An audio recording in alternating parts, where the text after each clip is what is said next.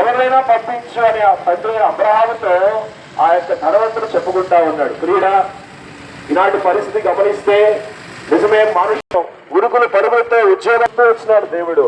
మంచిదే, కానీ నిన్ను సృష్టించినటువంటి సృష్టికర్త, నిన్ను సృష్టించినటువంటి నీ సృష్టికర్త, నిన్ను సృష్టించినటువంటి సృష్టికర్త స్మరణకు తెచ్చుకోకుండా ఈ భూమి మీద నువ్వు ఎంతకాలం జీవించినా, ఎలాగో జీవించినా, ఎలాగో బ్రతికినా, ఏమి సంపాదించుకున్నా, ఏ విధమైనటువంటి జీవితంలో నువ్వు గడిపినా సరే ఈ దేవుడు లేకుండా నువ్వు బ్రతికేటువంటి జీవితము నిత్య నరకం. అది పాతాళమునకే దారి తీస్తుంది. దేవుని యొక్క వాక్య విధాలు సెలవిస్తుంది, పాపం వల్ల వచ్చి జీవితము మరణము అని.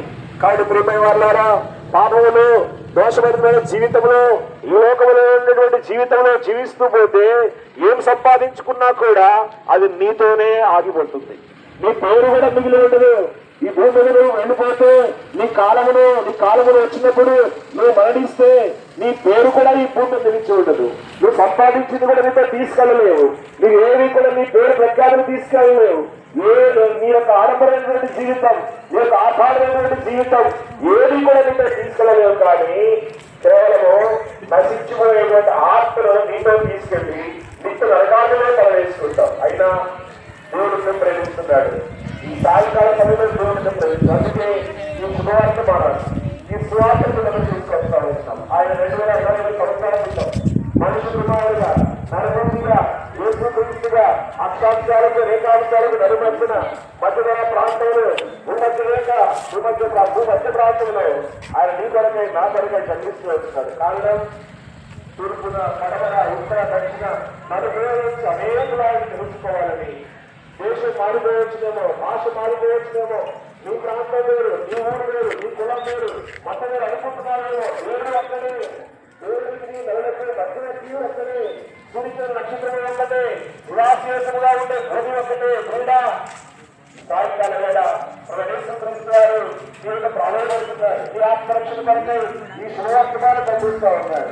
ఎలాంటి జీవితం జీవిస్తున్నా, ఎలాంటి ఉద్యోగం చేసుకో, ఏ దూరు బ్రతుకు, ఎలాగైనా జీవించు, మంచిగా జీవించు, న్యాయంగా జీవించు.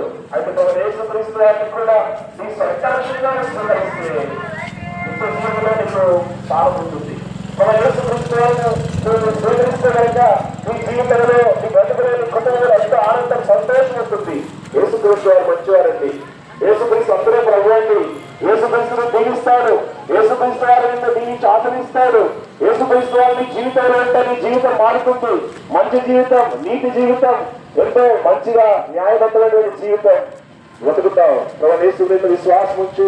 మరి ఎక్కువగా ఈ మాట తెలుసుకోవాలని ఆశించినట్లయితే మన సమీపంలోనే, అద్దెకులోనే, పట్టణంలోనే బెరాకా నగర్లో బెరాకా ప్రార్థనా మందిరం ఉన్నది. అక్కడ దైవ సేవకుల కుటుంబంగా మీకోసం ప్రార్థన చేస్తా ఉన్నారు. బెరాకా సంఘం తరపునే మీ వద్దకు వస్తా వచ్చినాం. దయచేసి మాటలు గమనించి మరి ఎక్కువగా తెలుసుకునే నిమిత్తమై రేపు ఈరోజు రాత్రి సాయంకాలం 7 గంటలకు, రేపు ఉదయం 10 గంటలకు, రేపు సాయంత్రం 7 గంటలకు, మర్నాడు ఆదివారం 10 గంటలకు దైవారాధన జరుగుతుంది. వీళ్ళందరినీ కూడా ప్రేమతో ఆహ్వానిస్తూ ఉన్నాం. రండి, దేవుని యొక్క వాక్యం వినండి, ఆత్మీయ మేలులు పొందమని యేసుక్రీస్తు వారి నామమున అడిగి ప్రార్థన చేస్తున్నాం. ప్రేమల తండ్రి, పరిశుద్ధమైన దేవ, నీ పాలు వస్తువులు చెల్లిస్తా ఉన్నాం. అల్పముగా స్వల్పముగా చెప్పడేటువంటి మాటలు మీ యొక్క తండ్రి ఆత్మ జ్ఞానం చొప్పున మీ ప్రజలకు మీరు తెలియజేయమన్నారో ఆ మాట తెలియజేస్తూ వచ్చినాం. తండ్రి, ప్రజలు మీ వారు, రక్షణ కార్యం మీది. వారి హృదయాల్లో మీ రక్షణ కార్యం జరిగించండి. వారి కుటుంబాల్లో ప్రభావ మీ వెలుగులు నింపండి. అలా వారి ఈ వీధిలో ఉన్నటువంటి వారిని, మాటలు విన్నటువంటి వారిని ప్రతి ఒక్కరు నెమ్మది సమాధానంతో నింపి గొప్ప రక్షణ దయచేసి మీ రాజ్యం కొరకే సిద్ధపరచుకోమని యేసుక్రీస్తు వారి పరిశుద్ధ నామములో అడిగి వేడుకుంటున్నాము తండ్రి. ఆమేన్.